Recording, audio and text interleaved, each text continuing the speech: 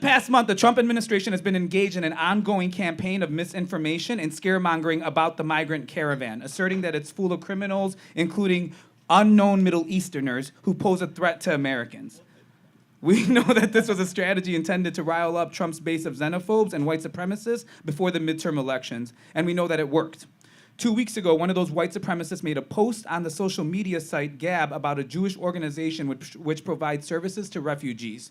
He wrote that the group likes to bring invaders to kill our people. That's a direct quote. He then opened fire on a Saturday morning service at the Tree of Life Synagogue in Pittsburgh. The timing of this shooting is no coincidence. So I guess my question for us to get us started is, so what do you all make of this intersection of anti-Semitism and xenophobia, and what opportunities do you see this fight, do you see to fight this threat as a united front between movements?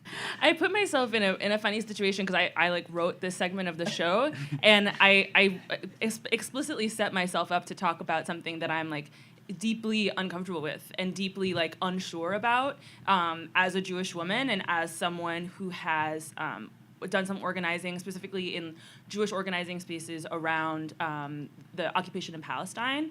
And growing up, I didn't think that anti-Semitism was a real thing. I thought that it kind of existed, but I had white privilege. The Jews that I knew had white privilege. That was not the problem that I thought I needed to be addressing in my life. So finding myself in this moment where obviously I'm very confronted with the fact that anti-Semitism is real as fuck, and trying to figure out what is my role in that has been really confusing for me. I've been kind of at a loss, and I've been very inspired by someone who's actually in this room. His name is Isaac Brazelau.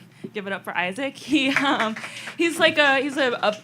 public historian of radical Jewishness, I would say, and he just is studying kind of the precedent of Jewish solidarity with other radical movements. I think I didn't always used to know that was a possibility, that there was a history there, because what I am familiar with is the Jewish establishment only acknowledging anti-Semitism where they believe they see it in the BDS movement or in other movements against Israel, and not agreeing with that and kind of being like, well, is there any hope to combat the anti-Semitism that I believe is real and that I believe poses a threat not just to me but to everybody, as we're seeing with the kind of confluence of anti-Semitic thought and anti-immigrant thought and all these other forms of hatred.